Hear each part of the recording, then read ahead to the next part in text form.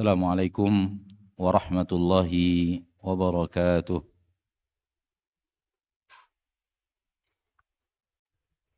Innal hamdalillah nahmaduhu wa nasta'inuhu wa nastaghfiruh wa na'udzu billahi min shururi anfusina wa min sayyiati a'malina. Man yahdihillah fala mudilla lah wa man yudlil fala hadiya lah. Ashhadu an la ilaha illallah wahdahu la syarika lah wa ashhadu anna Muhammadan abduhu wa rasuluh sallallahu alaihi wa ala alihi wa ashabihi wa man tabi'ahum bi ihsanin ila yaumiddin wa sallama tasliman katsira. Ya ayyuhalladzina amanu ittaqullaha haqqa tuqatih wa la tamutunna illa wa antum muslimun. Ya ayyuhan nasu ittaqu rabbakumul ladzi khalaqakum min nafsin wahidah wa khalaqa minha zawjaha wa batha minhuma rijalan katsiran wa nisaa'a wattaqullaha alladzi tasaaluna bihi wal arham innallaha kana 'alaikum raqiba. Ya ayyuhalladzina amanu ittaqullaha wa qulu qawlan sadida yuslih lakum a'malakum wa yaghfir lakum dhunubakum wa man yuti'illaha wa rasulahu faqad faza fawzan 'azima. Ma ba'du fa inna asdaqal hadithi kitabullah wa khairal hadi hadi Muhammadin sallallahu alaihi wasallam wa syarral umuri muhdatsatuha fa inna kulla muhdatsatin bid'ah wa kulla bid'atin dalalah wa kulla dalalatin finnar. Ma'asyiral muslimin wal muslimat rahimani wa rahimakumullah. Mari kita bersyukur kepada Allah tabaraka wa ta'ala, Rabbul Izzati wal Jalalah wa Rabbul Jabaruti wal Malakuti wal Kibriyai wal Azamah, yang telah memberikan kepada kita kesempatan untuk hidup di atas ketaatan, hidup untuk melaksanakan ibadah kepada Allah tabaraka wa ta'ala, dan untuk itulah kita dihidupkan Allah Rabbul Izzati wal Jalalah. Allah memberikan kepada kita nikmat kehidupan, dan Allah subhanahu wa ta'ala memberikan kepada kita seluruh sarana untuk hidup. Tujuannya agar kita jadikan semua itu sarana untuk taat kepada Allah Rabbul Izzati wal Jalalah. Allah berfirman di dalam Al-Quran,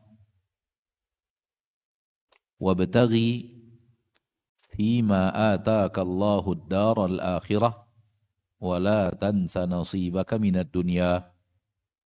Raihlah, kejarlah, gapailah dengan apa-apa yang kami telah berikan kepada kalian. Kejarlah, raihlah, gapailah kampung akhirat.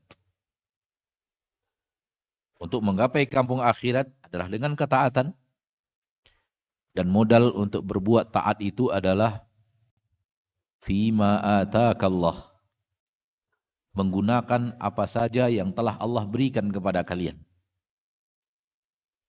Allah memberikan kepada kita harta, gunakan harta untuk menggapai akhirat. Allah memberikan kepada kita mata, gunakan mata untuk menggapai akhirat. Dan maksud akhirat di sini tentunya kehidupan di surga Allah tabaraka wa ta'ala. Allah memberikan kepada kita kaki dan tangan, gunakan untuk akhirat. Allah memberikan kepada kita akal dan logika, gunakan untuk akhirat. Karena ini yang Allah perintahkan, dan ini yang menjadi maksud dan tujuan penciptaan manusia. Sebagaimana ayat yang kita insya Allah semua hafal, atau mayoritas kita menghafalnya saking familiarnya ayat yang dibacakan dalam surat Adz-Dzariyat ayat 56 Allah berfirman,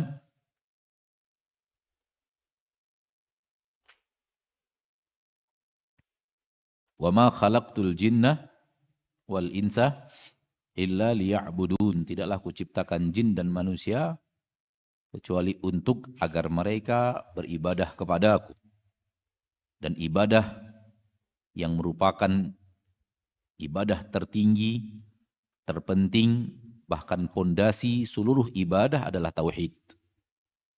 Tauhid adalah ibadah teragung, terpenting, dan dia pondasi dari seluruh ibadah.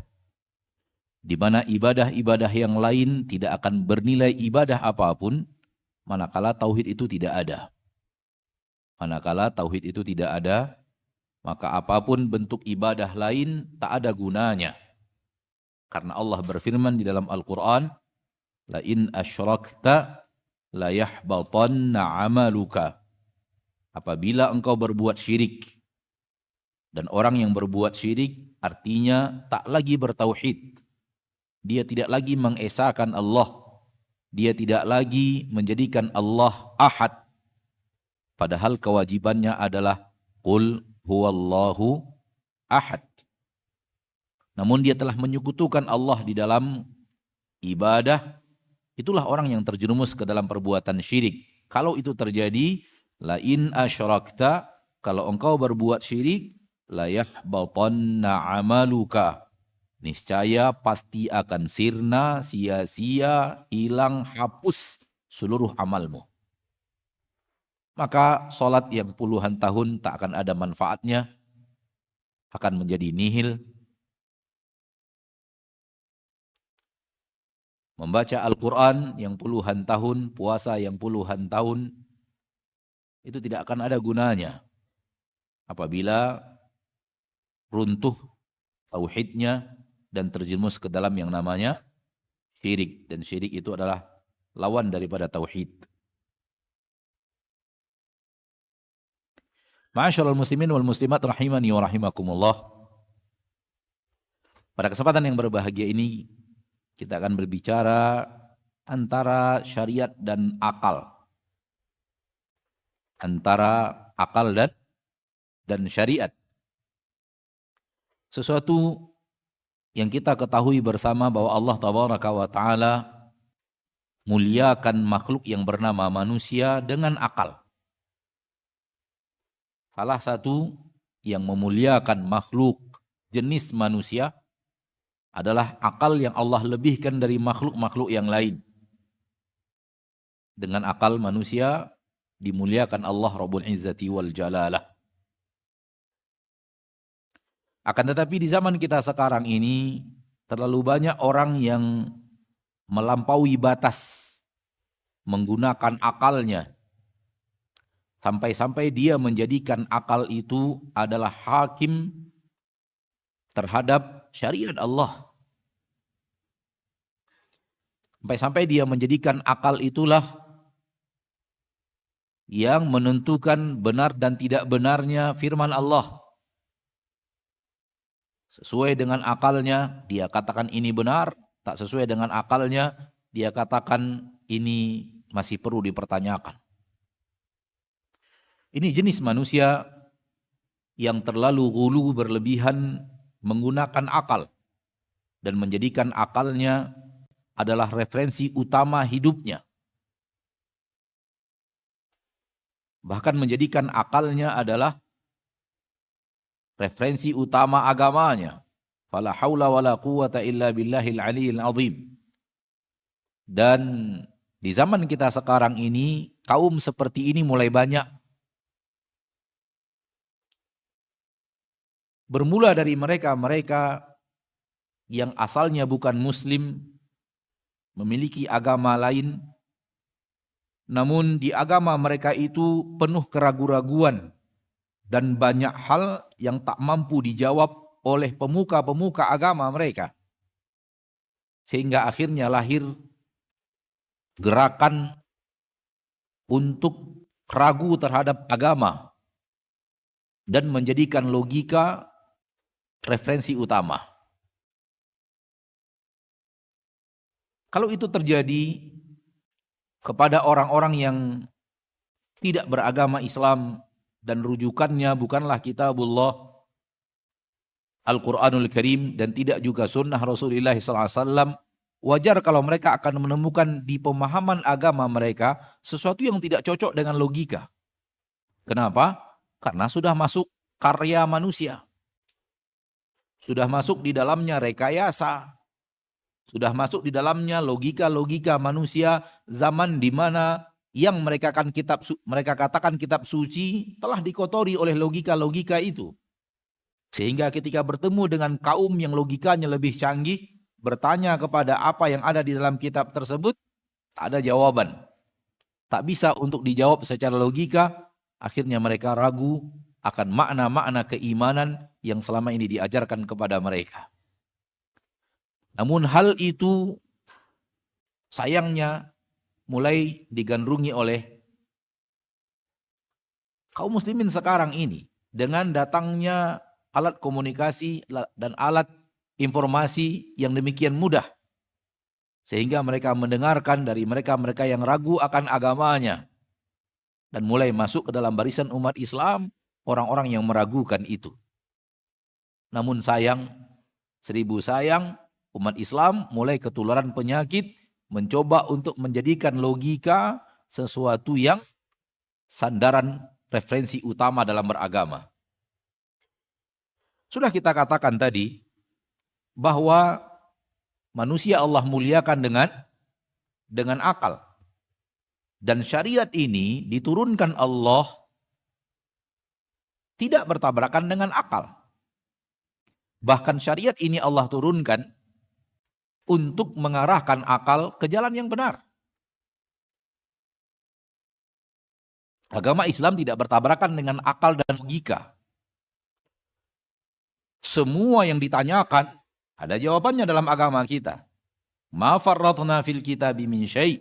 Tak ada sesuatu apapun yang kami sisakan di dalam Al-Quran. Engkau ingin bertanya kebenaran dan kebatilan, bertanya mana jalan kebaikan, mana jalan keburukan, mana yang tidak boleh, mana yang dibolehkan, mana jalan ke surga, mana jalan ke neraka, mana hidayah, mana dhalalah, mana yang Allah ridhoi, mana yang Allah benci, semuanya ada di dalam Al-Quran. Sehingga orang yang benar-benar berpegang teguh dengan Al-Quranul Karim, dia akan memiliki logika yang lurus. Karena akal dan logikanya dibimbing melalui wahyu. Akhi fiddin. Apabila agama ini disandarkan kepada logika, pertanyaannya adalah logika siapa? Masing-masing manusia punya logika yang berbeda-beda. Masing-masing generasi punya akal yang bervariasi. Lalu di akal siapa? Di logika yang bangsa yang mana? Generasi yang mana? Kita yang ada di masjid ini, semua kita punya akal. Lalu di atas akal siapa? Syariat ini harus ditimbang. Dan terlalu banyak orang yang hidup di sana, di Indonesia ini, di luar Indonesia ini, sebelum kita, setelah kita, lalu logika siapa yang akan dijadikan standar?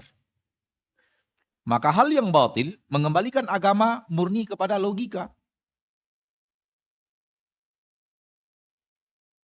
Satu. Dua, logika itu ilmu manusia. Sementara syariat ilmu Allah. Logika itu ilmu manusia. Akal itu ilmu manusia.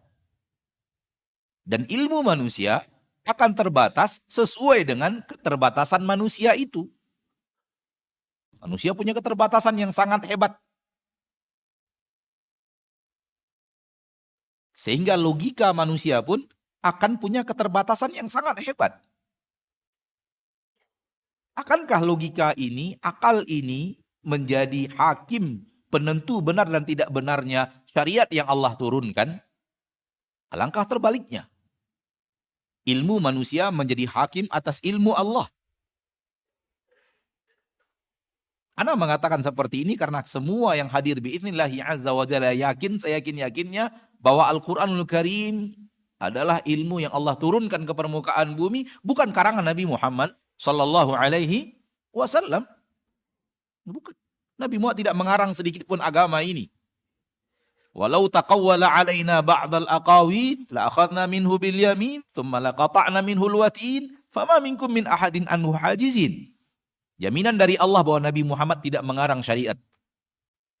Kalau Muhammad Rasul itu mengarang-arang sesuatu mengatasnamakan kami, la akhadna minhu bil yamin, kami akan ambil dengan tangan kanan, tsumma laqata'na minhul watin, kami akan putuskan urat jantungnya. Fama minkum min ahadin anhu hajizin. Tak seorang pun di antara kalian yang bisa menghalangi kami melakukan itu. Ini rekomendasi nyata dari Allah Tabaraka wa Ta'ala bahwa Nabi Muhammad SAW tidak membuat sedikit pun agama.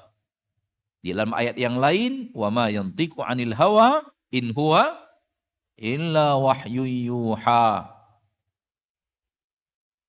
Nabi itu, Rasul itu, Muhammad SAW itu tidak berbicara melalui hawa nafsunya. Karena hawa nafsunya, berdasarkan hawa nafsunya, in huwa illa wahyu yuha. Apa yang ia sampaikan kepada kalian adalah wahyu yang diwahyukan Allah Tabaraka wa Ta'ala kepadanya.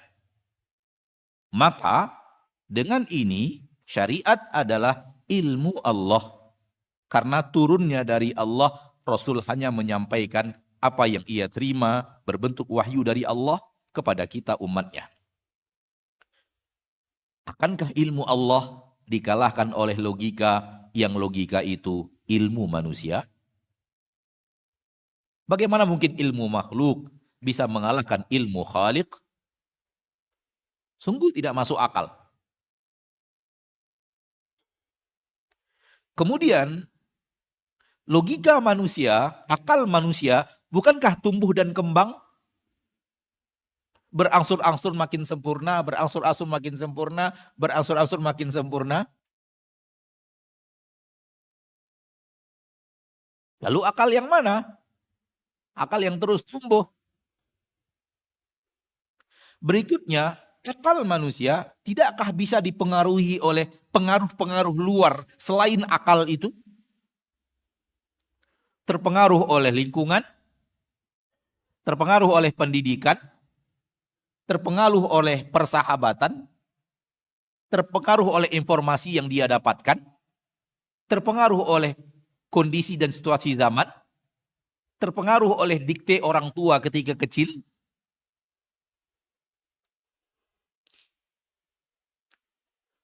Di India sana terlalu banyak orang-orang cerdas secara logika. Namun kenapa pulang-pulang nyembah sapi?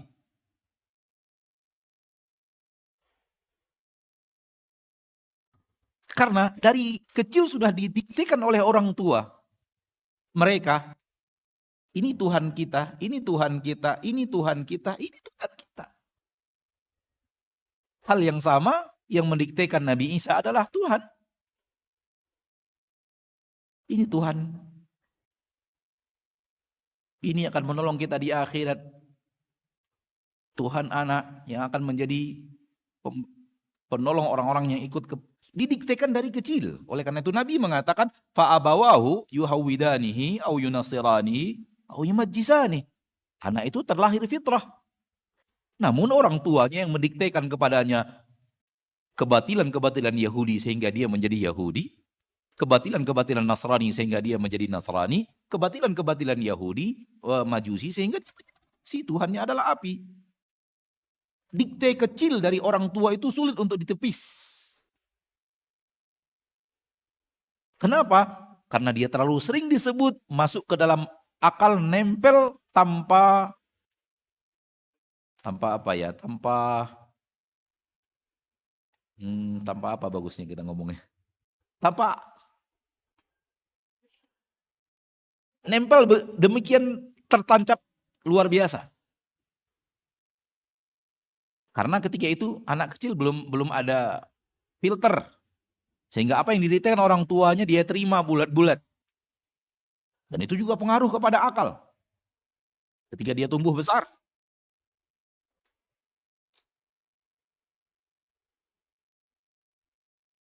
Ketika orang mendiktekan dan dia percaya, Kotoran sapi itu bermanfaat. Mulai ketawa tuh orang Solo mulai ketawa kayaknya.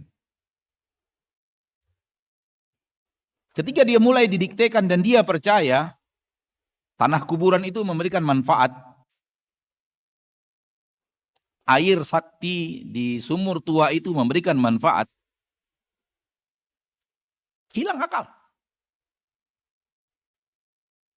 Maka seperti yang Anda katakan tadi bahwa akal bisa dipengaruhi oleh faktor yang bukan akal itu sendiri. Ada faktor X di luar akal yang mempengaruhi akal. Sehingga akal manusia bervariasi, subhanallah, bervariasi, sangat bervariasi. Kita kalau merumuskan sesuatu, kita yang ada di masjid ini, sama-sama muslim, sama-sama punya akal, merumuskan sesuatu, kita aja berselisih paham dalam memahami, memaknai, mencari jalan keluar. Ya atau tidak? Itulah posisi akal. Oleh karena itu, akal tidak boleh dijadikan sesuatu yang mengalahkan syariat. Akal tidak boleh dijadikan sesuatu yang mengalahkan syariat. Justru syariat yang harus dijadikan pemimpin akal. Karena akal itu bisa benar, bisa salah. Posisi akal, posisi logika bisa benar, bisa salah. Dan ilmu yang Allah turunkan mustahil salah. Akankah sesuatu yang mungkin benar, mungkin salah, bisa memimpin sesuatu yang mustahil salah? Baik. Hal-hal yang berhubungan dengan syariat terlalu banyak yang berhubungan dengan alam gaib. Terlalu banyak. Bahasan-bahasan syariat banyak yang berbicara sesuatu yang gaib. Ketahuilah saudaraku, akal Anda stop, tidak bisa bergerak di alam gaib. Nggak bisa bergerak di alam gaib. Dia tidak punya kekuatan apapun kalau sudah bahasannya bahasan gaib. Kenapa? Karena akal Anda baru bisa berfungsi di saat sesuatu itu terdeteksi. Baik langsung dengan panca indera atau melalui alat yang diciptakan dan dimudahkan Allah untuk ditemukan. Baru kemudian akal itu berfungsi bil mahsusat wal masmuat, sesuatu yang bisa diketahui dengan panca indera. Baik pakai alat atau tidak pakai alat. Paham yang Anda maksud? Baru akal itu akan berfungsi, sesuatu yang terlihat, sesuatu yang bisa dilihat, bisa didengarkan, ketika sudah masuk ke dalam alam gaib, akal itu berhenti berfungsi dan tidak akan bisa melakukan apapun di alam gaib. Kenapa? Sudah di luar koridor kemampuan dia.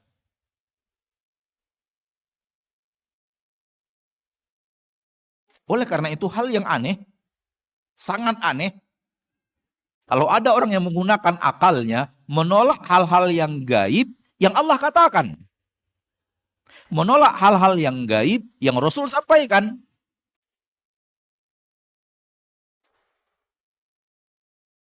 Orang mulai meragukan adanya azab kubur dan nikmat kubur. Azab kubur dan nikmat kubur bukankah alam gaib? Yes, alam gaib.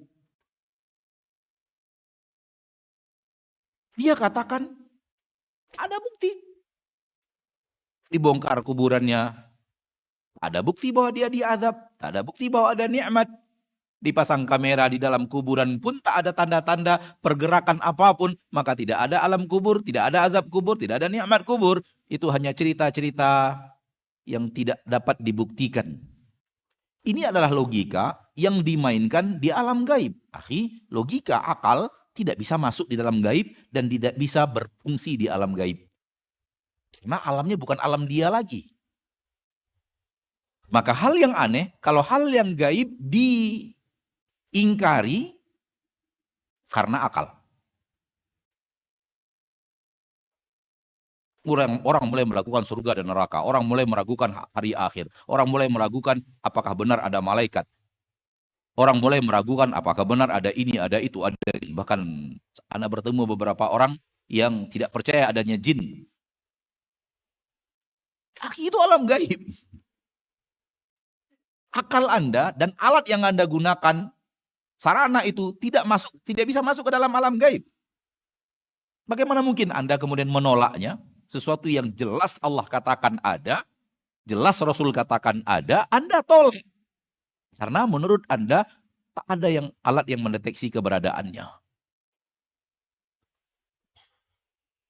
Maka ini hal-hal yang aneh.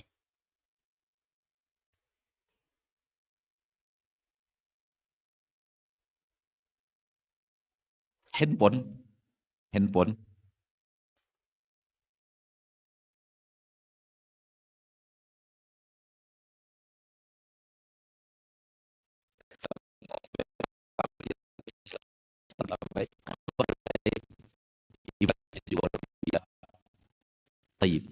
HP yang seperti itu sekarang punya sinyal.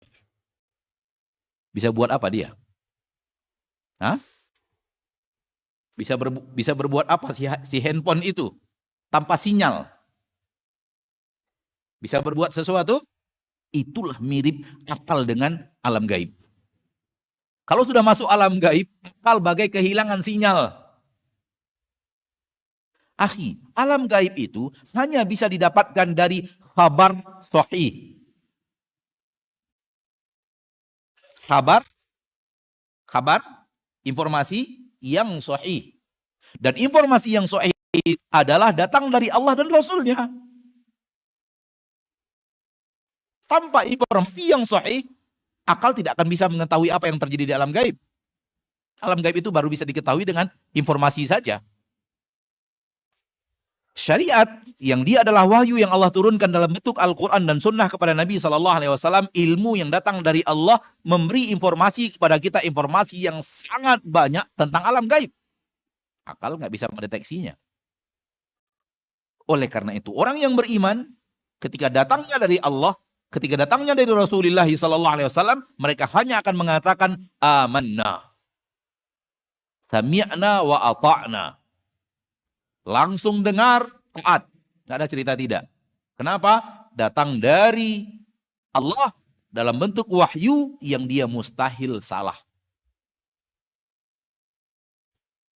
Maka jangan pernah mendahulukan akal dibanding logika, dibanding syariat. Tambah satu poin terakhir. Akal Anda bisakah dimasuki oleh godaan syaitan? Sangat bisa. Syariat Allah, syariat ini apakah bisa dimasuki oleh syaitan? Tidak bisa. Syariat sudah Allah pagari dari permainan syaitan, permainan iblis dan bala tentaranya. Hadis sahih dari Abdullah bin Mas'ud ketika Rasulullah SAW membuat garis dan mengatakan inilah jalanku yang lurus. Adapun jalan-jalan yang ada di kiri dan kanan jalan ini adalah jalan yang tidak ada satu jalan melainkan adalah syaitan di sana yang menyuruh kepada jalan itu. Maka agama sudah Allah pagari daripada permainan syaitan. Yang kembali kepada agama yang sahih, syaitan tidak bisa berbuat apa-apa untuknya.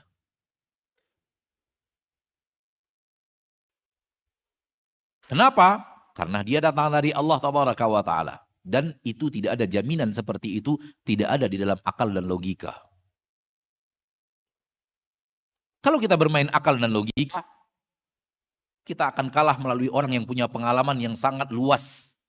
Karena logikanya juga pasti akan luas. Dan logika kita berhadapan logika iblis, rasa-rasanya kok dengan iblis kita nggak mungkin menang gitu. Kalau perang logika ya. Kalau perang logika, lawan logika kita dengan logika iblis, nggak akan bisa menang. Kenapa? Iblis punya pengalaman yang luar biasa. Dia hidup dari sebelum manusia pertama dilahirkan. Ya atau tidak? Dan iblis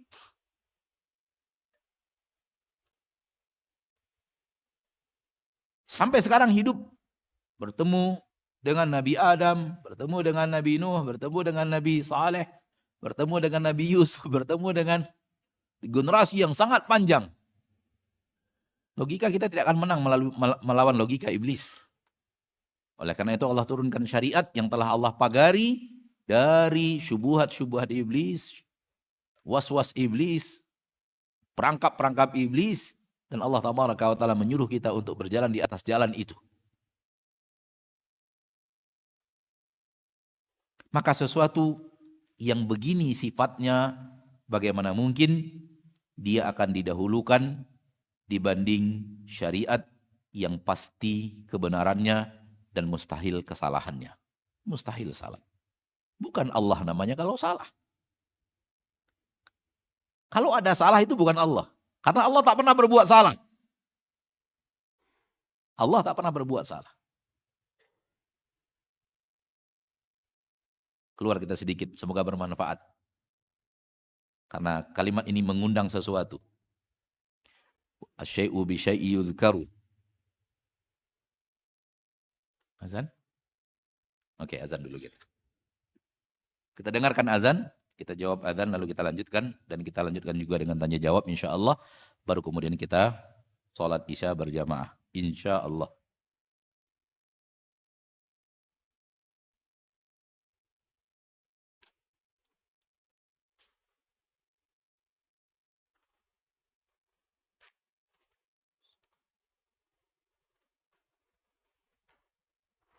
Allahu Akbar, Allahu Akbar, Allahu Akbar, Allahu Akbar. Asyhadu an la ilaha illallah.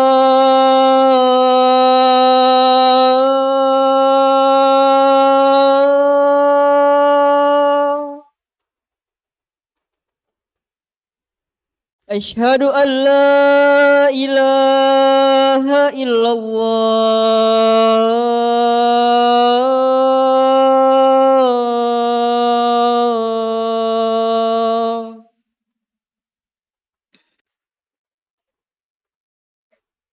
Asyhadu anna Muhammadar Rasulullah.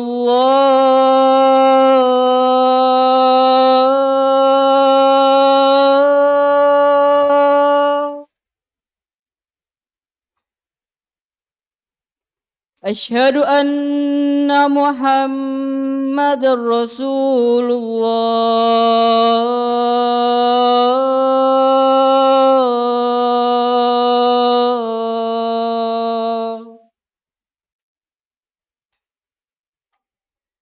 Hayya 'alas shalah.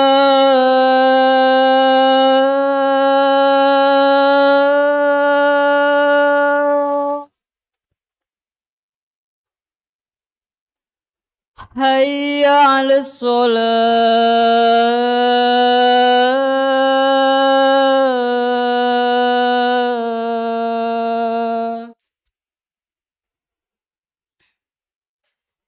Hayya 'alal falah.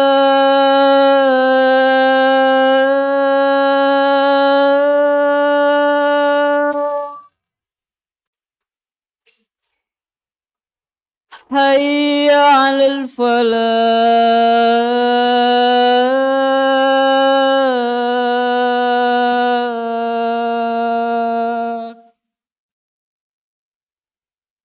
Allahu Akbar, Allahu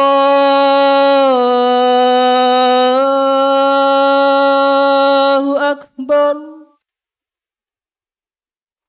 La ilaha illallah.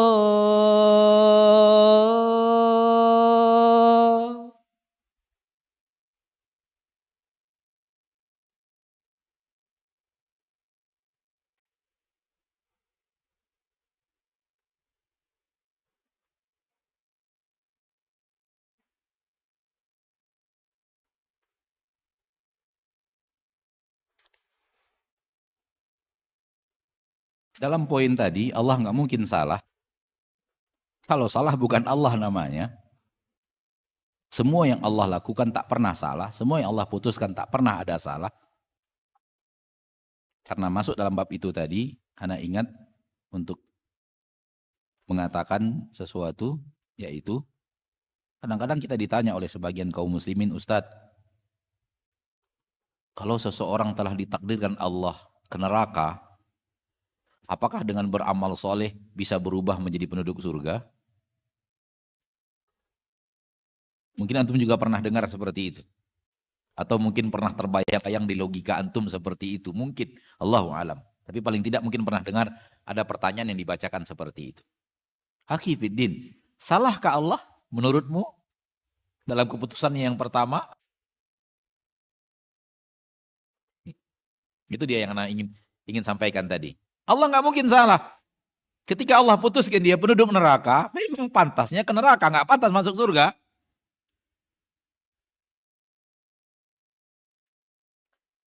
Nggak seperti kita buat keputusan, setelah itu kita sadar keputusan kita salah, rubah lagi kepada yang benar. Allah nggak demikian. Oleh karena itu Allah mengatakan, ma yubaddalul qawlu ladayya, di sisiku keputusan tak bisa dirubah. Tak ada cerita dirubah-rubah keputusan. Kalau keputusan dirubah, berarti yang pertama salah. Dibenarkan dalam keputusan yang kedua, bukan Allah namanya kalau salah. Bisa dipahami? Pertanyaan tersebut di dalamnya terkandung kesalahan dalam keputusan. Dan itu adalah aib yang harus disucikan Allah dari aib tersebut. Salah berbuat salah dalam membuat keputusan. Ini sudah diputuskan di neraka, ternyata dia beramal saleh. Oh, salah rupanya masuk surga. Itu bukan Allah itu. Kalau makhluk iya, makhluk melakukan cara yang seperti itu, dibuat keputusan kemudian oh salah, yang benarnya begini, itu tidak ada masalah kalau makhluk. Karena logika manusia berubah, ilmu manusia bertambah. Yang dulunya, mungkin antum tahulah, pelajaran antum di S1 dibantah di pelajaran S3. Bagi yang sudah sampai kepada S3. Pelajaran S1 di kuliah dibantah oleh pelajaran S3. Itu wajar, itu manusia. Itu menunjukkan bahwa antum bukan Tuhan. Kalau kita kadang-kadang pergi ke dokter umum, apa yang dikatakan dokter umum itu dibantah oleh dokter spesialis. Dengan orang yang lebih tinggi ilmunya dan logikanya. Dan itu suatu hal yang wajar karena kita makhluk. Namun Allah tak demikian, saudaraku. Baik, kita lanjutkan. Oleh karena itu, ketika kita yakin seyakin-yakinnya Allah nggak pernah salah, disinilah benarnya cara bersikap orang yang beriman. Kullun amana billahi wa malaikatihi wa kutubihi wa rusulih la nufarriqu baina ahadim min rusuli. Kita benar-benar iman kepada Allah dan Rasulnya, kepada malaikatnya. Inilah kondisi yang benar ketika orang yang beriman. Kalau sudah Allah yang mengatakan, kalau sudah Rasulullah SAW yang mengatakan, sami'na, langsung wa ata'na. Nggak ada cerita mikir dulu. Kenapa? Pikiran mungkin benar, mungkin salah. Firman Allah mustahil salah. Dahulukan yang mustahil salah dibanding sesuatu yang mungkin benar, mungkin salah. Itu kan karakter orang yang benar-benar beriman. Allah katakan di dalam Al-Quran, surat An-Nur ayat 51. Innama kana qaulal mu'minina idza du'u ila Allahi wa rasulihi liyahkuma bainahum ay yaqulu sami'na wa ata'na. Dan ini di zaman orang sekarang dikatakan jumud. Ente tidak menggunakan logika ente. Mau langsung iman-iman saja. Fikirkan dulu. Cerna dulu. Akhi, Al-Quran gak perlu dicerna. Hadis Nabi yang sahih gak perlu dicerna.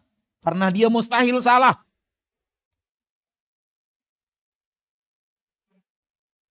Innama kana qaulal mu'minina idza du'u ila Allahi wa rasul ay yaqulu sami'na wa ata'na. Sami'na ata'na. Kenapa? Karena nggak mungkin ada yang mengalahkan ilmu yang datang dari Allah Subhanahu wa taala dan disampaikan oleh Rasulullah SAW dengan syarat yang sahih, dengan makna yang sahih, itu pasti. Kalau ingin dideteksi kebenaran maknanya. Kalau ingin dideteksi kebenaran sanadnya, itu oke. Namun kalau sudah sahih dalam Al-Quran secara lafaz dan makna, sahih dari hadis Nabi secara lafaz dan makna, mustahil di dalamnya ada kesalahan. Oleh karena itu logika langsung sami'na wa ata'na. Dan ini sekarang ini, zaman sekarang ini, orang banyak yang tidak setuju dengan sami'na wa ata'na. Setelah dengarkan, cerna dulu dengan logika, ketika cocok baru ikuti. Iya kalau cocok, kalau nggak cocok piye? Piye bahasa Jawa ya, kalau bahasa Sunda apa? Hah? Iya kalau cocok, kalau nggak cocok kumaha?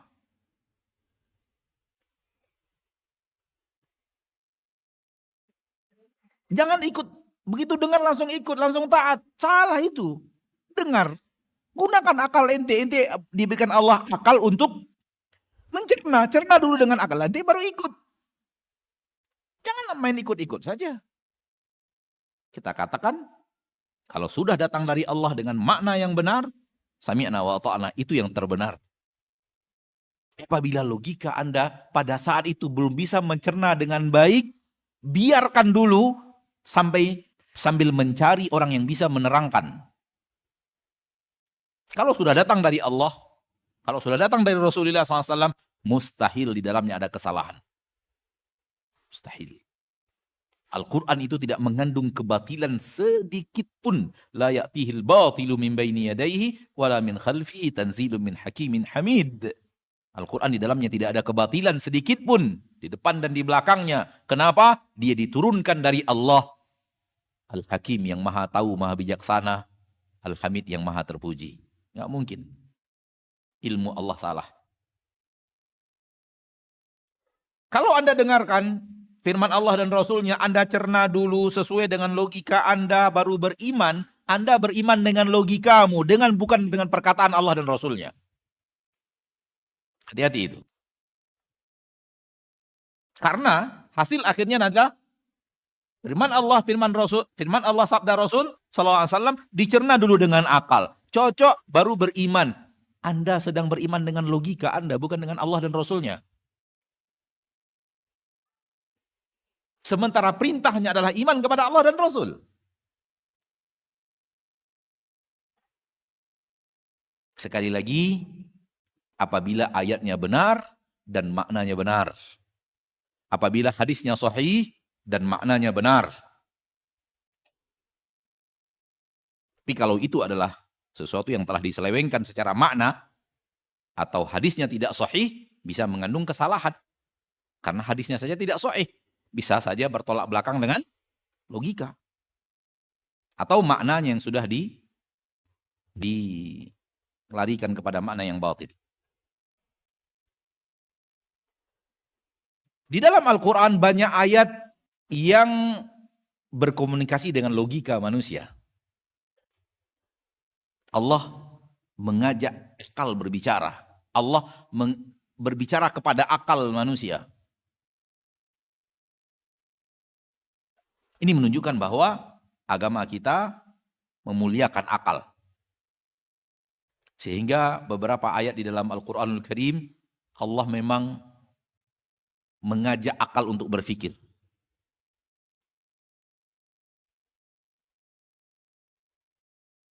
Surat At-Tur ayat 35. Am khuliqu min ghairi syai'in am humul khaliqun? Apakah kalian itu diciptakan dari sebelumnya kalian tidak ada? Ataukah kalian yang menciptakan diri kalian sendiri? Apakah kalian itu diciptakan min ghairi syai'in, padahal sebelumnya kalian bukanlah siapa-siapa? Engkau sebelumnya tidak ada. Apakah itu atau kalian yang menciptakan diri kalian sendiri? Ini ayat berbicara kepada akal manusia. Wahai manusia yang hidup, kalian itu dihidupkan atau menciptakan diri sendiri? Diciptakan atau menciptakan diri sendiri? Jawaban kedua mustahil. Karena manusia tahu persis bahwa kita tidak menciptakan diri kita sendiri. Karena kalau kita menciptakan diri kita sendiri, nggak kayak begini kita mau wajah kita kan? Gitulah lebih kurang lah. Lebih kurang seperti itulah. Gitu. Kita terima bersih, berarti kita diciptakan. Kita tidak menciptakan diri kita sendiri. Kalau kita tidak menciptakan diri kita sendiri, berarti kita diciptakan. Kalau kita diciptakan, berarti ada yang menciptakan. Karena kita diciptakan, berarti ada yang menciptanya. Karena sesuatu yang diciptakan, pasti ada penciptanya. Ini ayat bicara logika. Ayat mengajak logika berpikir.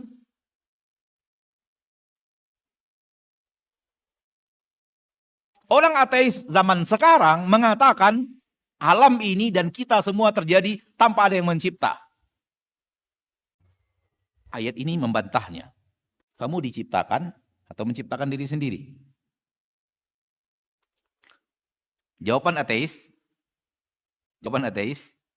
kami tidak menciptakan diri kami sendiri. Oke, berarti kami diciptakan tapi tak ada pencipta. Nah, itu kan nampak logika bodohnya gitu loh. Logika bodohnya kelihatan. Logika salahnya kelihatan. Ayat ini membantah luar biasa. Kamu ciptakan diri sendiri? Enggak. Berarti kamu diciptakan. Iya, saya diciptakan. Tapi tanpa pencipta. Itulah logika orang ateis zaman now.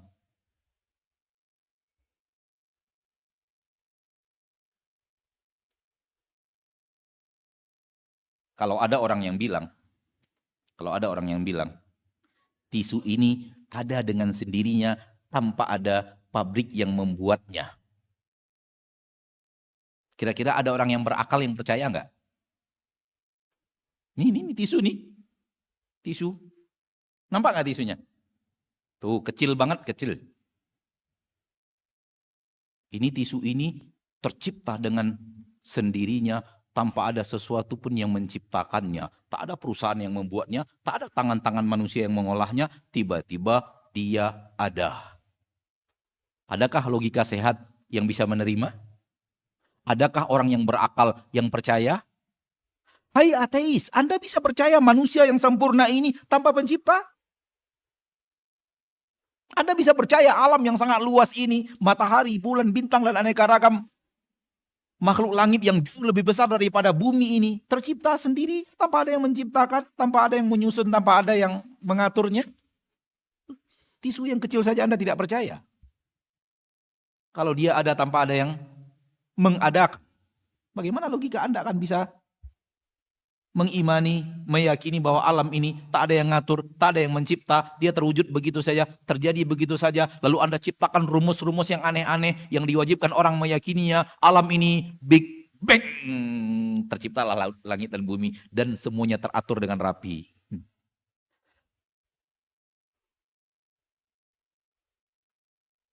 Itu logika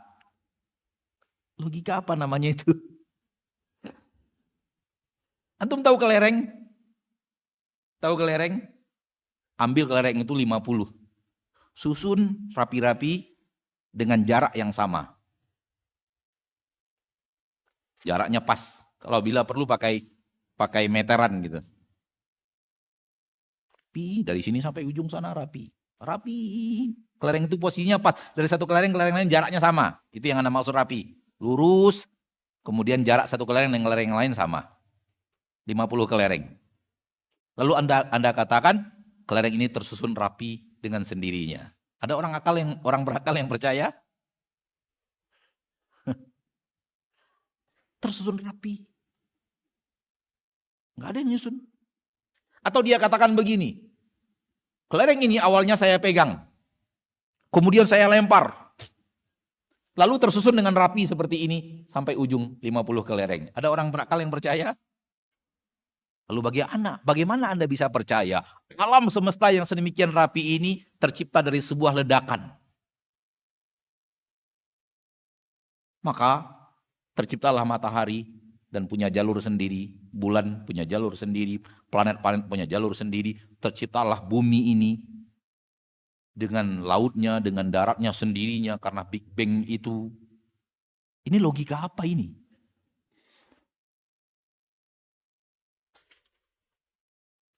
Ma'asyiral muslimin, ma'asyiral muslimat, rahimani wa rahimakumullah. Jadi, ayat ini bicara mengajak akal berpikir, tapi mengarahkannya kepada logika yang benar, bahwa Anda adalah makhluk yang diciptakan. Kalau Anda tidak menciptakan diri Anda sendiri, berarti Anda diciptakan. Kalau Anda diciptakan, berarti ada penciptanya. Karena mustahil sesuatu diciptakan kalau tidak ada penciptanya. Namanya juga diciptakan. Baik. Pindah kepada firman Allah di dalam surat Al-Mu'minun. Ayat yang ke 115.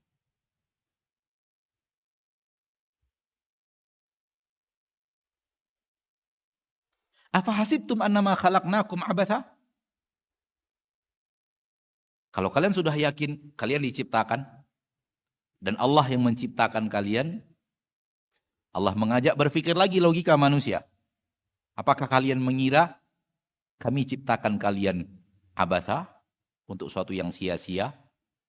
Tak ada maksud, tak ada tujuan, ciptakan saja begitu? Apakah itu? Ini ayat bicara logika. Mengajak logika berpikir dengan logika berpikir yang benar.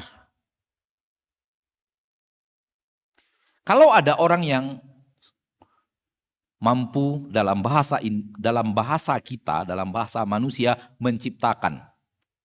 Namun tentu menciptakan Allah dengan menciptakan manusia beda hal ya. Beda jauh. Manusia juga menggunakan kata mencipta, Allah juga menggunakan kata mencipta, namun menciptanya Allah dengan menciptanya manusia beda. Namun mari kita ambil kalimat menciptanya. Kalau ada seorang yang bisa menciptakan mobil, akhirnya dia ciptakan mobil. Dia buat pabrik mobil dan dia bisa menciptakan mobil, dia mampu menciptakan mobil, lalu mobil itu dijejernya di lapangan, 5.000 mobil dijejer di lapangan dan dibiarkan di lapangan itu sampai hancur. Nggak ada guna mobil itu. Kira-kira menurut logika kita apa? Gila kamu ya. Ciptakan mobil dibiarkan begitu saja tanpa ada fungsi apapun. Logika yang sama, ma'asyarul muslimin. Hai manusia, kalian diciptakan. Sains dan teknologinya jauh lebih hebat daripada mobil. Apakah diciptakan sia-sia? Biarkan begitu saja, udah terserah hidup bagaimana. Nggak ada maksud dan tujuan penciptaan. Tak ada yang harus kalian lakukan, tak ada kewajiban yang harus kalian kerjakan. Manusia menciptakan lampu, ada tugas. Alat penerangan. Menciptakan mobil, ada tugas. Alat transportasi. Menciptakan handphone, ada tugas. Alat komunikasi, menciptakan televisi, ada tugas. Alat informasi, menciptakan mikrofon, alat pengeras suara, ada tugas yang dia lakukan. Masa sih engkau seorang manusia yang sempurna seperti ini, engkau diciptakan tanpa ada tugas? Tak logis. Lampu saja yang kecil diciptakan punya tugas kok. AC diciptakan ada tugasnya, ada maksud dan tujuan penciptaan. Anda tetap mengatakan penciptaan dalam makna manusia ya. Dalam makna kata-kata manusia, mencipta manusia. Manusia saja ketika mencipta, ada maksud dan tujuan penciptaan. Dan orang kalau berhasil menciptakan mobil, lalu kemudian dia ciptakan mobil dengan jumlah ribuan dan dibiarkan saja tanpa ada tugas mobil itu sampai hancur semuanya, orang akan mengatakan Anda gila.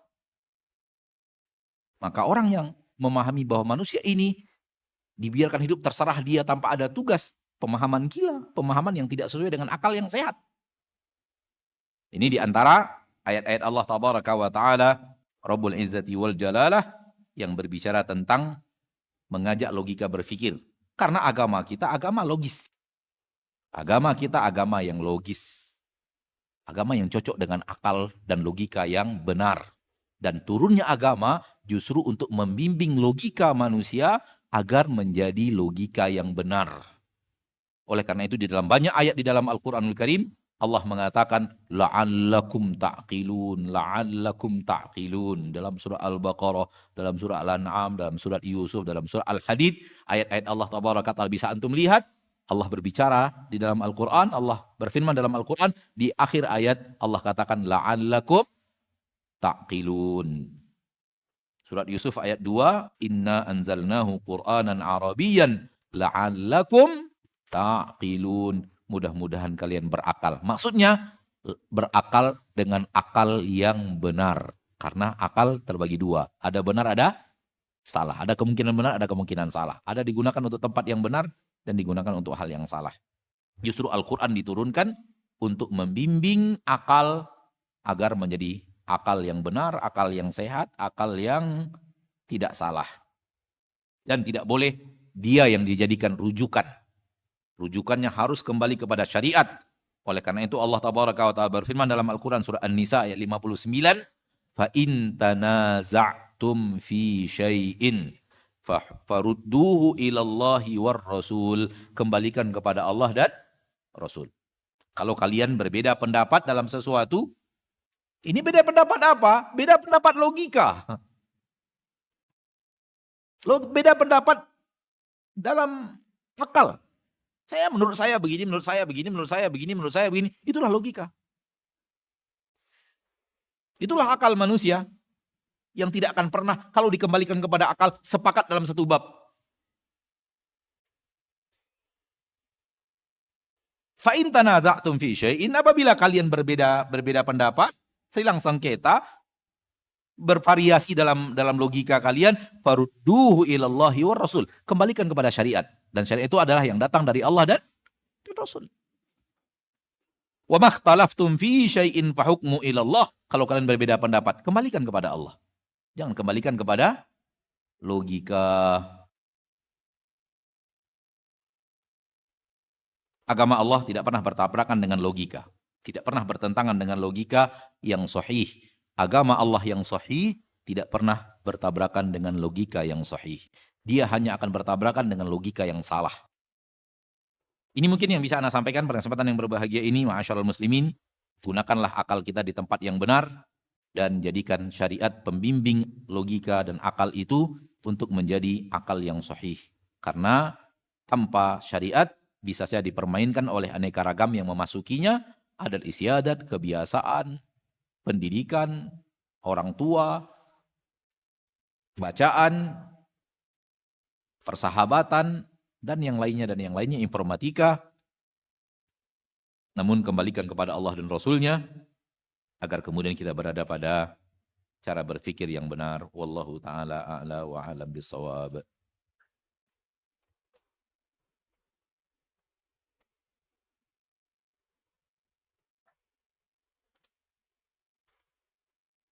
Boleh nggak pertanyaannya jangan sepanjang ini gitu? Boleh nggak pertanyaannya jangan sepanjang ini? Butuh waktu membaca, memahami, membacakan. Ya Allah.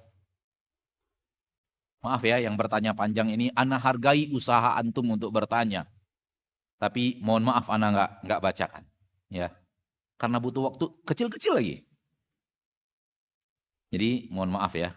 Ana apresiasi semangat antum menulis pertanyaan. Ya. Ya Allah mirip lagi tuh. Tuh. Tapi yang ini oke lah. Nggak sepanjang yang ini. Tulisannya juga panjang-panjang. Kita baca dulu. Butuh waktu membaca, memahami, membacakan. Coba lihat antum. Antum kadang-kadang nyiksa ustadz kayaknya.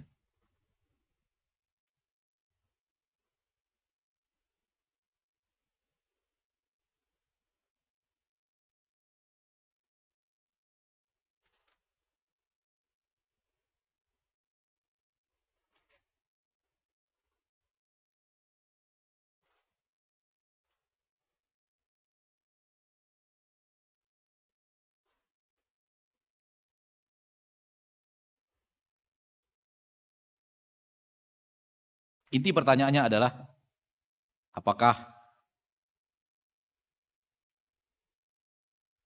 gempa bumi itu punya hubungan dengan kriminalitas? Itu inti pertanyaannya. Anak nggak mau bacakan sepanjang-panjang. Ya atau tidak? Ya atau tidak ada di alam gaib? Karena soal sebab itu ada di alam gaib. Dan Allah telah mengatakannya bahwa adab Allah turunkan, petaka Allah turunkan dengan sebab disebabkan oleh maksiat yang kalian lakukan. Namun sebabnya itu, maksiatnya sebab penyebab itu di alam gaib. Bagaimana akan melakukan pembuktiannya? Wallahu ta'ala alam, ana tidak terlalu bisa menjawab. Allah mengatakan seperti itu, namun bagaimana antum bisa melakukan korelasi pembuktiannya bahwa ini bentuk, kecuali hanya riset ilmiah tentang apa yang terjadi di daerah tersebut, kemudian terjadi maksiat di dalamnya, kemudian terjadi bencana di dalamnya, dan soal bahwa itulah penyebabnya itu di alam gaib. Wallahu alam. Baik, barakallahu fiik.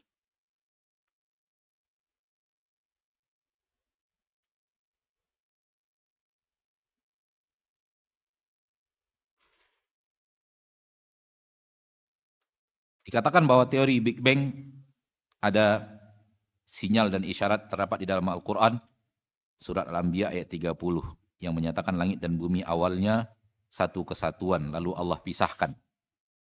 Allah pisahkan, bukan terpisah sendiri loh. Sementara bahasan mereka terpisah sendiri. Hati-hati. Kalau Allah yang memisahkan, ini agama kita. Tapi terpisah sendiri lalu terwujud yang seperti ini bukan agama kita. Itu yang Anda bantah tadi. Apakah mereka ketika membicarakan teori Big Bang pakai kalimat Allah yang mengaturnya setelah itu? Allah yang meletakkan pecahan ini di sini, pecahan ini ada di sini? Mereka tidak bahas Allah sama sekali. Karena mereka ingin membuktikan bahwa itu terwujud dengan sendirinya. Itu yang Anda bantah tadi sebenarnya. Itu yang tadi sebenarnya Anda bantah. Wallahu ta'ala alam. Itu yang tadi kelereng tadi. Lempar tersusun dengan rapi. Gitu. Dan rapinya alam ini berjuta-juta, bermiliar-miliar, triliunan lebih rapi dari kelereng yang dilemparkan itu. Bagaimana mungkin dia bisa tercipta begitu saja? Hal sama dengan aneka ragam kejadian di permukaan bumi. Allah yang mewujudkannya. Ya.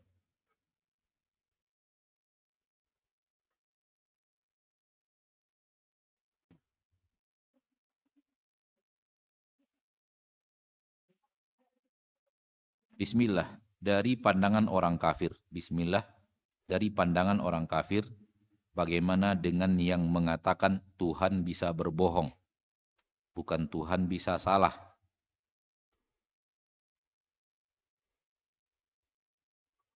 Saya ulangi lagi. Bismillah, dari pandangan orang kafir, bagaimana dengan yang mengatakan Tuhan bisa berbohong, bukan Tuhan bisa salah? Antum ngerti nggak pertanyaannya?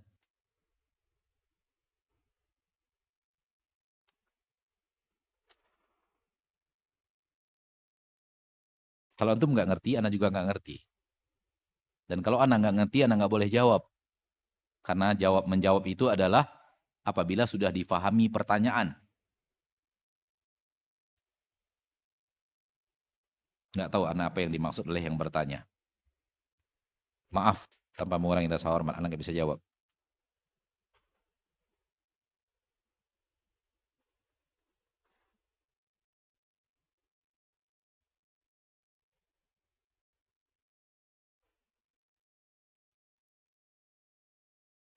Ustadz, secara ilmu Allah tidak pernah salah. Namun di luaran sana ada orang yang mencari kesalahan ilmu Al-Quran. Dan salah satu yang mereka hasilkan adalah pembahasan nasikh dan mansukh. Ketika Allah menghapus syariat dengan syariat yang lain. Bagaimana kita dalam memahami hal tersebut? Justru nasikh dan mansukh membuktikan bahwa Allah Maha tahu keadaan makhluk. Sehingga di saat satu kondisi Allah syariatkan syariat yang sesuai dengan kondisi ketika itu. Ketika kondisinya sudah lebih baik, Allah turunkan syariat yang lebih baik daripada kondisi yang pertama. Dan Allah Maha tahu kondisi makhluk. Kalau dari awal diharamkan khamar, mereka akan menolak Islam. Justru nasih dan mansuh itu adalah menata umat untuk ke arah yang lebih baik, dan itu menunjukkan kemahatauan Allah terhadap hamba-hambanya. Aisyah mengatakan, sekiranya dari awal Islam diturunkan langsung diharamkan khamar, maka orang Quraisy akan mengatakan, biarlah kami tidak terima Islam, yang penting kami masih bisa minum khamar. Saking dahsyatnya Quraisy dengan khamar ketika itu. Sehingga Allah bimbing mereka menjauhkan khamar secara perlahan sesuai dengan kondisi mereka ketika itu. Dari awal tidak dinyatakan khamar itu haram. Yas'alunaka anil khamr. Mereka bertanya kepadamu tentang khamar. Jawab wahai Muhammad. Jawaban yang sesuai dengan kondisi mereka ketika itu. Bahwa sesungguhnya di dalamnya ada manfaat. Namun di dalamnya juga ada dosa. Namun ada manfaat. Kemudian ketika keadaan lebih baik, turun lagi firman Allah tabaraka wa taala, ya ayyuhalladzina amanu la taqrabus salata wa antum sukara. Hai orang-orang yang beriman, jangan kalian salat dalam keadaan mabuk. Mulai semakin jauh umat Islam daripada khamar. Kenapa? Mendekati salat mereka sudah jauh dari khamar dulu. Terutama salat-salat yang dekat, enggak bisa khamar di situ. Paling bisa antara, ya sudah tahulah itu maksudnya. Semakin jauh dari khamar, semakin jauh dari khamar. Kemudian ketika keimanan mereka sudah bagus, langsung Allah tabaraka wa taala turunkan firman bahwa sesungguhnya innamal khamru wal maisiru wal ansabu wal azlamu rijsum min amri syaitan fajtanibuhu la'allakum turhamun atau tuflihun. La'allakum turhamun. Kita takut salah membaca firman Allah tabaraka wa taala.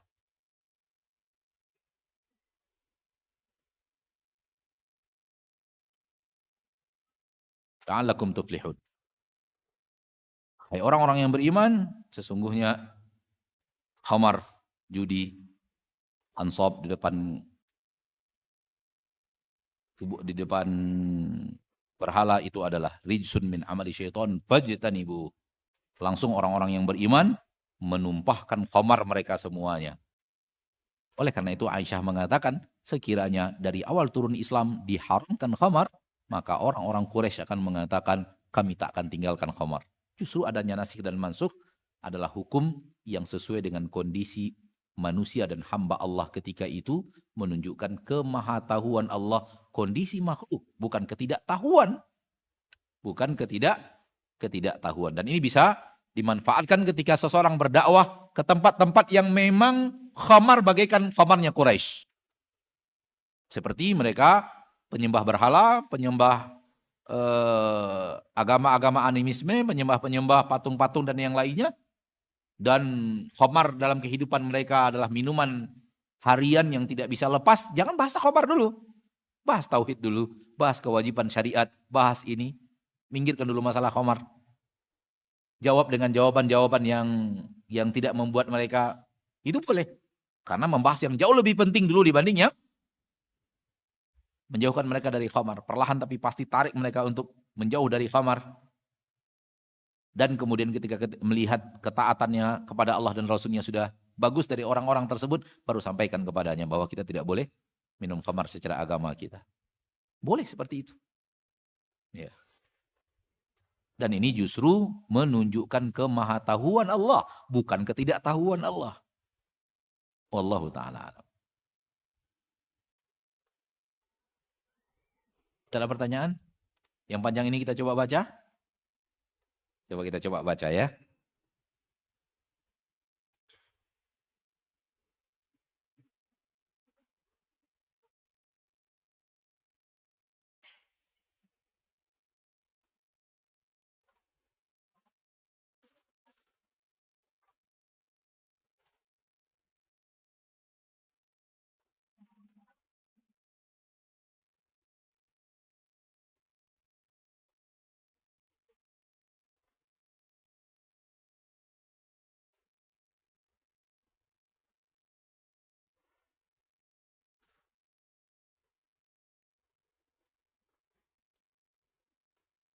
Curhatan sepertinya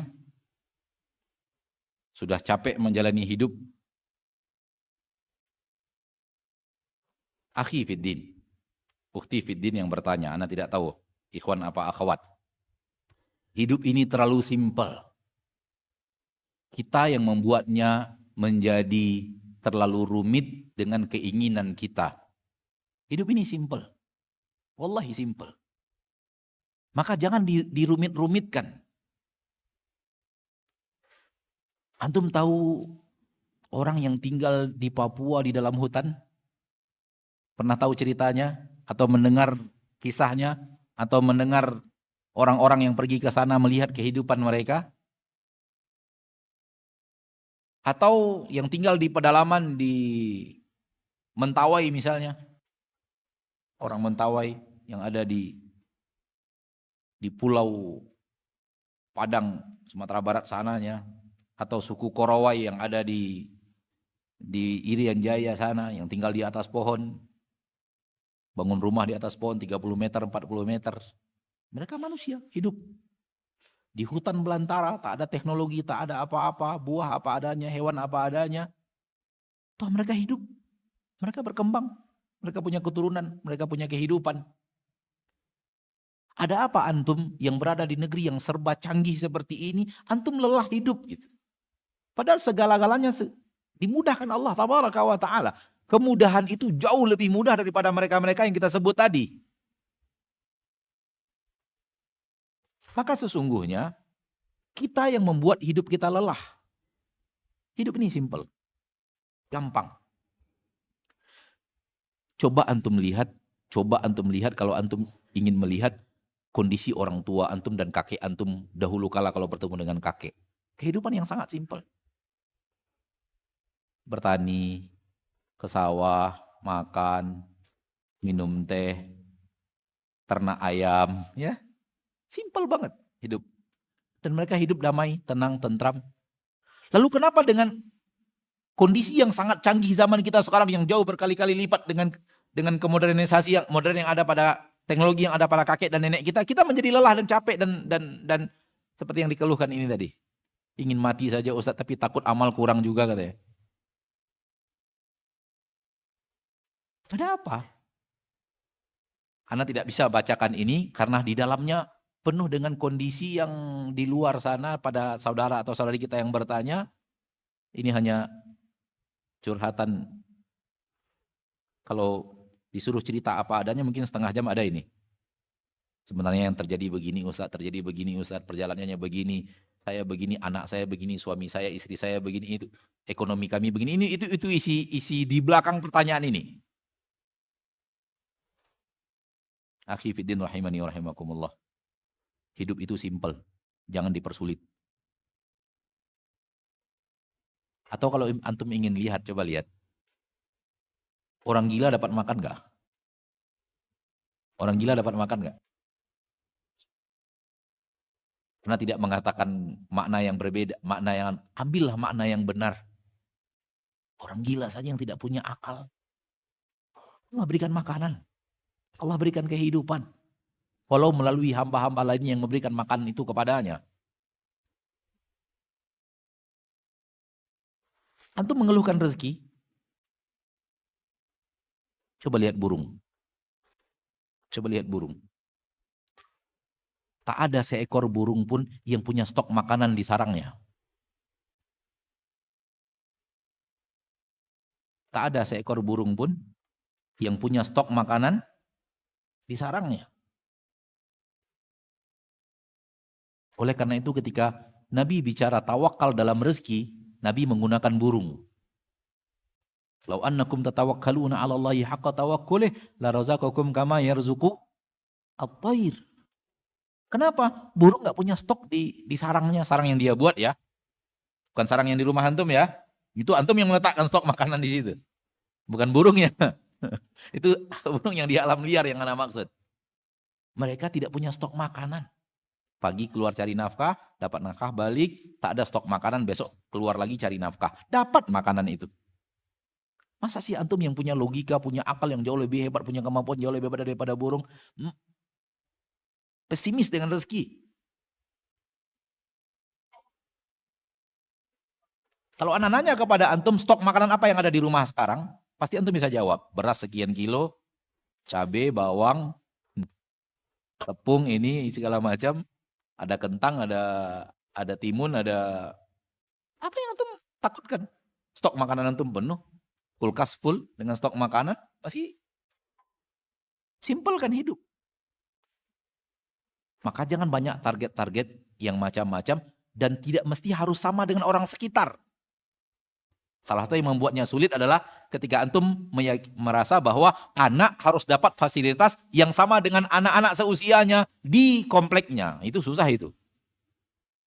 Maka jangan dibuat sulit. Ustaz,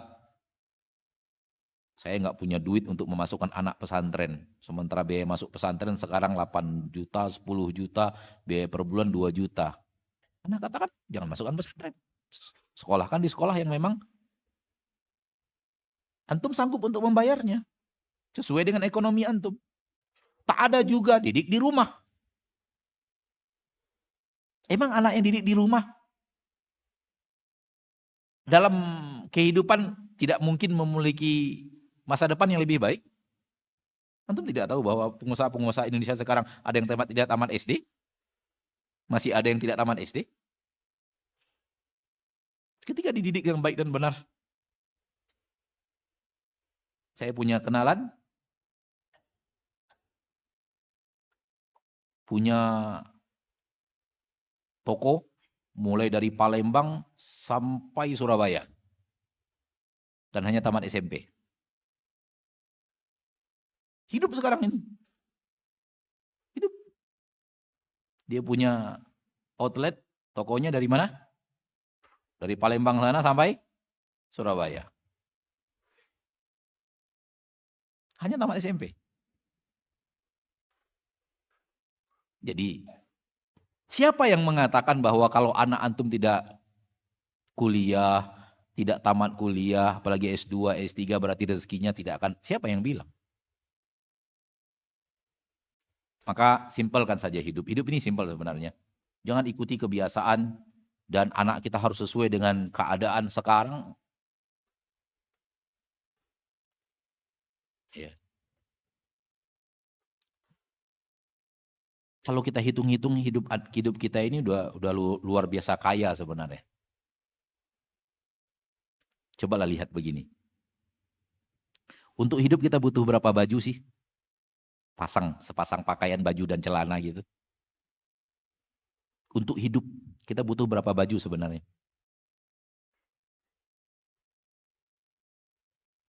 Anak ingin mengajak antum memaknai hidup itu simpel. Untuk hidup sebenarnya kita butuh baju berapa? 2. Masya Allah, Indonesia 2. Keringat begini gimana gantinya? 7 lah ya. Agak-agak angka yang agak logis di kita 7 lah. 7 pasang gitu. Ya. Satu hari satu pasang. 7 lah. Sekarang tanyakan diri antum. Di rumah antum berapa lembar pakaian? 1 lemari. Berapa lembar? Luar biasa. Untuk makan, berapa piring sih sehari untuk hidup? Berapa? 3 piring. Berapa, Pak? 3 piring. Nah, kemampuan antum menyiapkan itu berapa piring? Kemampuan antum untuk menyiapkan yang telah diberikan oleh Allah Tabaraka wa Ta'ala, kemampuan itu berapa piring? Coba. Pernahkah berpikir seperti itu? Saya hanya butuh 1 hari ini makanan 3 piring. Kemampuan saya 30 piring, 300 piring. Antum kaya luar biasa. Untuk hidup butuh berapa sendal? Ada berapa sendal di rumah? Untuk hidup butuh berapa jam? Ada berapa jam di rumah? Hidup itu butuh punya tempat tinggal, butuh ada tempat tinggal atau punya tempat tinggal. Ada atau punya? Kalau sudah ada, alhamdulillah. Tak butuh punya.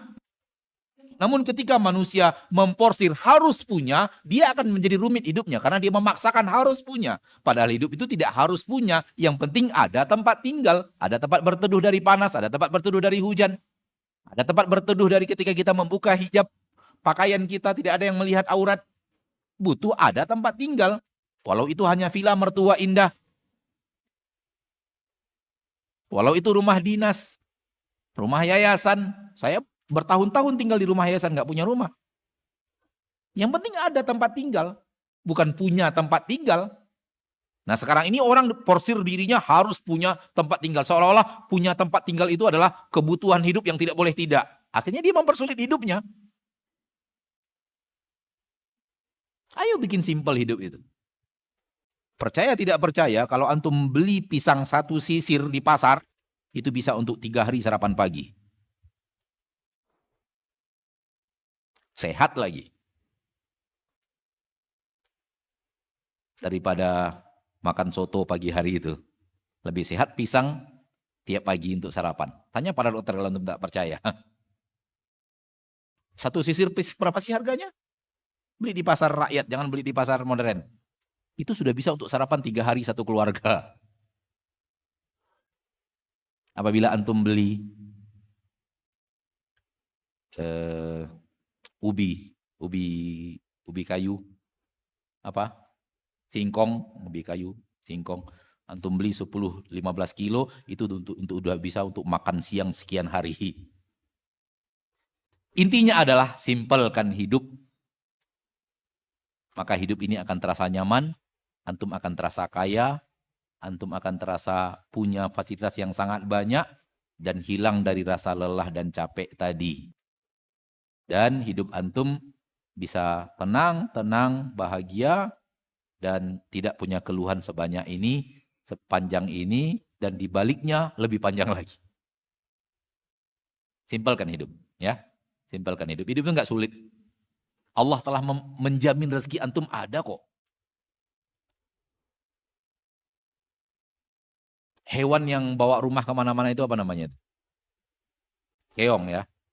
Kata orang, Anda nggak tahu, Anda hanya menukilkan. Dia hanya mampu berjalan 1 jam 16 meter. Itu kata orang, Anda nggak pernah membuktikannya. Kata-kata orang, dia hanya sanggup berjalan berapa lama? 1 jam hanya berapa meter? Insya Allah dia hidup kok. Coba lihat, dia hidup, ada rezekinya. Antum 1 meter berapa detik jalannya? Masa antum takut hidup? Apa yang antum takutkan hidup? Apa yang antum takutkan rezeki tak ada? Jadi kita kadang-kadang banyak terpengaruh dengan keadaan sekeliling, keadaan sekitar, informasi yang diterima, keadaan di sekitar rumah kita, di komplek rumah kita, anak teman, anak tetangga mempengaruhi, sehingga kita harus merasa seperti itu. Enggak mesti. Hiduplah sesuai dengan rezeki yang Allah berikan. Wallahi kalau kita hidup sesuai dengan rezeki yang Allah berikan, hidup itu nyaman. Berapa yang sedang Allah berikan, nikmati saja dan sesuaikan pengeluaran bulanan sesuai dengan rezeki yang diberikan Allah. Dan Allah tidak pernah mewajibkan kita lebih daripada itu. Hidup itu akan tenang, hidup akan tenang, tentram, dan tidak ada yang harus dikeluhkan, ekonomi yang harus dikeluhkan. Wallahu ta'ala alam. Sampai di sini. Semoga saudaraku yang menulis atau saudariku yang menulis ini, jawaban ana sesuai dengan kebutuhannya. Ya, karena sudah sampai kepada lelah hidup dan semacamnya, keluhan-keluhan, ada sebutan ekonomi juga. Akhirnya pengen mati tapi takut amal soleh nggak cukup gitu ya. Kalau antum menghayal ingin mati, antum yakin dapat nikmat kubur? Hah? Bagaimana kalau ketemunya na'udzubillah azab kubur? Lebih dahsyat lagi dari kehidupan yang sekarang. Maka jangan pernah yakin, mati aja lah lebih enak, dapat nikmat kubur. Mungkin dapat nikmat kubur. Siapa yang menjamin? Wahyu mana yang turun? Bagaimana kalau dapat azab kubur? Lebih dahsyat dari kendala yang antum keluhkan sekarang ini. Maka hiduplah dengan tadi yang kita katakan. Dan lakukan ketaatan kepada Allah, terutama yang wajib, perbanyak amal sunnat, itu akan membuat tenang dan tentram. Jangan ikuti gaya kehidupan masyarakat di sekitar dan wajib harus seperti itu. Tak ada kata wajib harus seperti itu. Sesuaikan pengeluaran bulanan dengan pemasukan bulanan. Kalau sesuai saja, antum akan hidup tenang dan tentram. Wallahu ta'ala. Subhanakallahumma bihamdika. Asyhadu an la ilaha illa anta astaghfiruka wa atubu ilaik. Assalamualaikum warahmatullahi wabarakatuh.